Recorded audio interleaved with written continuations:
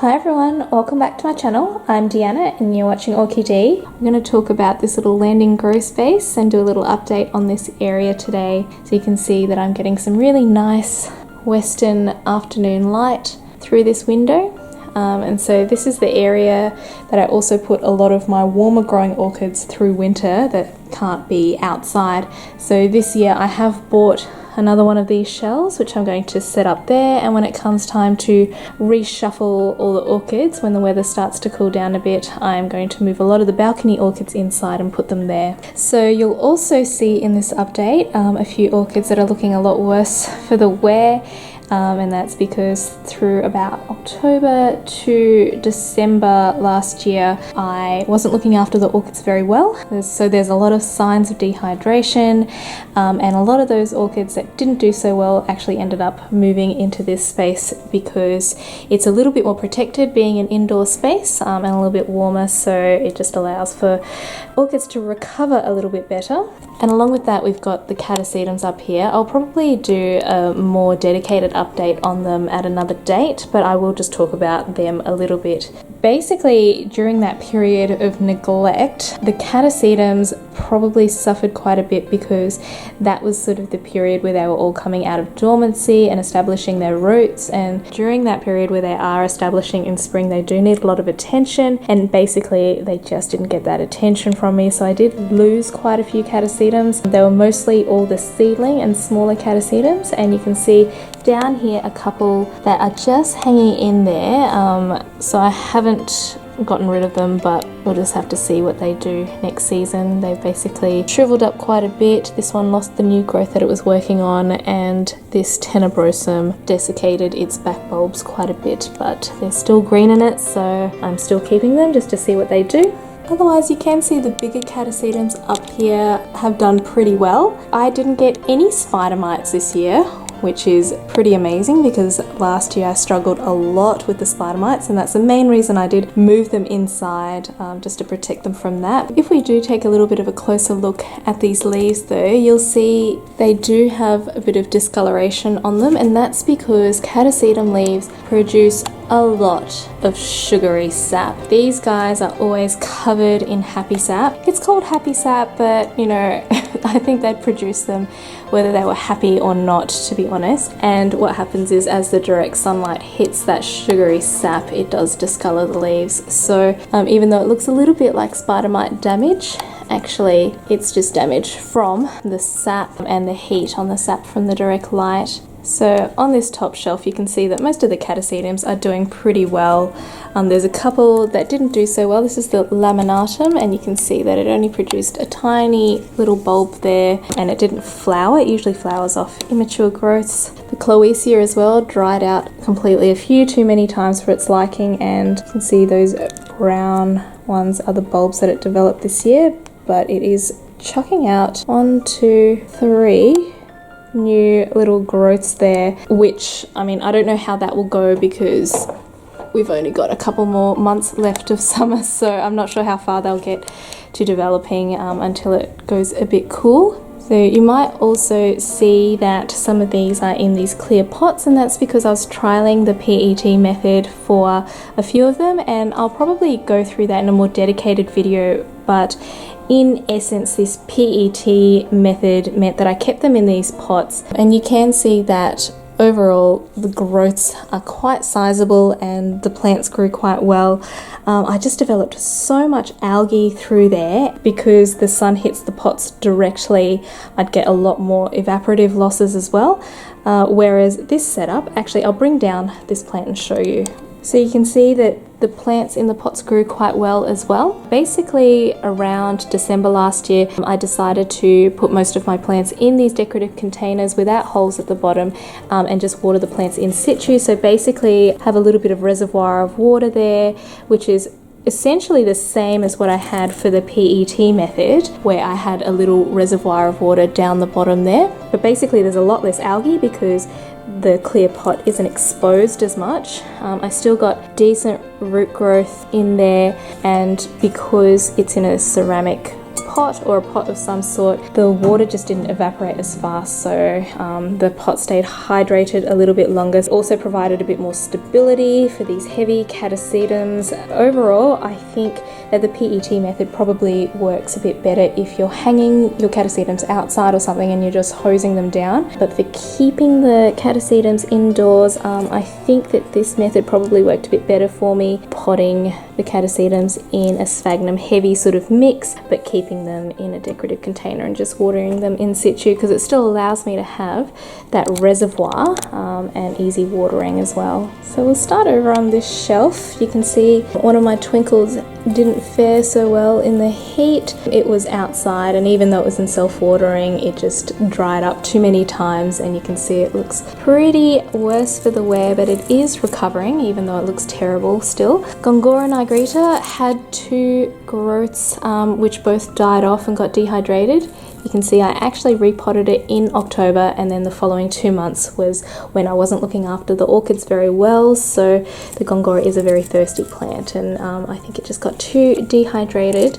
But you can see now that there's a few roots established now, and it does have a couple of new little shoots there developing. So I'm not sure if they're new growths or flower spikes. It didn't flower this year. It normally flowers in summer, so could be new growths or flower spikes. I can't really tell just yet. We've still got Dendrobium New Hope, my little miniature Dendrobium in bloom. Those blooms are just probably starting to go over now. And we did have a bit of a cool spell a few weeks ago where for a couple of weeks the temperatures were in the mid-20s and got down to about 18 degrees Celsius at night. So I think that the species phals decided to stop their blooming. I did have some problems with my Bellina, and it started losing a couple of leaves, so I decided to repot it on the 31st, so it's just been a few days. But it's in a new pot now. It ended up losing its flower spikes. And Phal Bastianii as well got potted up at the same time when I repotted the Bellina. This was the one that I was keeping in a little sphagnum cup and trying to get some of the roots established. So hopefully it takes to this pot. You can see those little root tips down there. So it was recovering quite well in that sphagnum. So hopefully it'll establish nicely in that pot. So the only flower I've got left is my little Violacea, and I think that'll be its last flower for the season.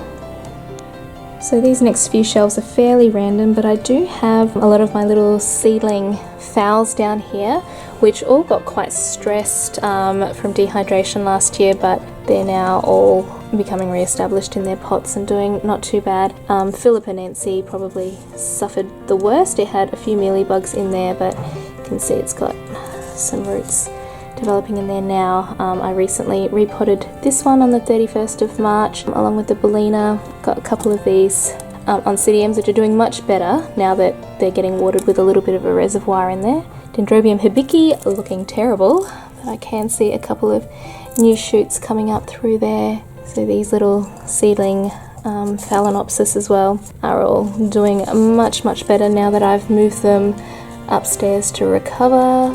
On this shelf I've got some more seedling Phalaenopsis, but I've also got a lot of my Mordiapaphia petalums, and I will put a link up, but I recently did a mass repotting of these Mordiapaphia petalums and they have all responded really well. So if you want to check out that video, I go through why it's so important to annually repot these guys. So I only lost one plant, which was already looking really terrible at the time of repotting.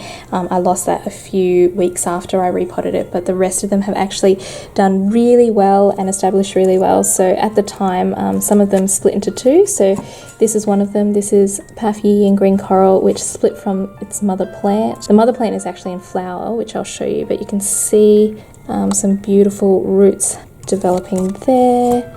This is another one that split into two. You can see roots developing in there. This one was actually two plants potted in the same pot, but again, nice big chunky roots developing through there. Another one that split into two plants. You can see a nice big root there coming out the bottom. Paph delenatii, again, fantastic roots. Oh, sorry, Toby. I didn't realise he was sitting at my feet. Oh, honey. Look how old he looks now. He's so grey. Beautiful boy. This one is Paph Gloria Norgal. It actually got repotted, I think, middle of last year, and it's established really well into this big pot, and it's got a few new growths coming out there, but I haven't seen this one flower before. I'm really hoping it flowers for me this year because the blooms are meant to be quite spectacular, big red flowers. So over here we've got Phal Schilleriana, and this is Doretus pulcherrima. New roots developing through there. And this is Dendrobium Firewings here. It sort of gets set back in winter. It always seems to lose a bulb or two. It has progressed quite well over the last few months. It's produced this new growth, which is its biggest yet, so hopefully it's on the road to recovery. So we've got another fairly random shelf here on Oncidium Tiger Crow, which has never done particularly well for me. It sort of has these two directions of growth, and one side always gets attacked by scale, but yeah, it's just hanging in there. We've got Bulbophyllum echinolabium with two very cute new growths coming up there. We've got a couple more of the Mortier Paphs and some nice roots. You can see that they've all established really well. These Oncidiums that were also repotted last year, establishing nicely. And then this Dendrochilum Wenzellii always reminds me of a bunch of chives, but it took a little while to establish, but you can see a lot of nice new roots in there now too. And last of all on this shelf we've got a few spikes. This is Bulbophyllum Elizabeth Ann Buckleberry with just this one spike here this year. I didn't get to enjoy the blooms last year because we were off on our honeymoon, so hopefully I'll get a few flowers on that one. And here we've got Paphiopedilum Yiying Green Coral in bud. It's going to be a beautiful alba flower. So I did have a little baby portion of this break off when I was repotting it, and I was able to pot it up into another pot. So this is the mother plant here. So here we've got Bulbophyllum lepidum. It had 3 spikes and it's lost the other 2. Unfortunately the blooms only last a few days, and I think this one's only got a couple more days left in it, but I did get a couple of pictures of the other 2 blooms. It's really cute how the little lip bounces when you move the flowers. Very, very cute blooms. And last of all we have Elsie Tristar Bouquet. Unfortunately I did knock this bloom and it's dying off now. This orchid got a little 1-minute feature for the Global Virtual Orchid Show on Saturday. But you can see these beautiful blooms. Absolutely lovely. Alright guys, well I hope you enjoyed this little update. Please give this video a thumbs up if you liked it, and subscribe to my channel if you want to see more orchid videos. Hope you guys have a great week, and happy growing until I see you next time. Bye.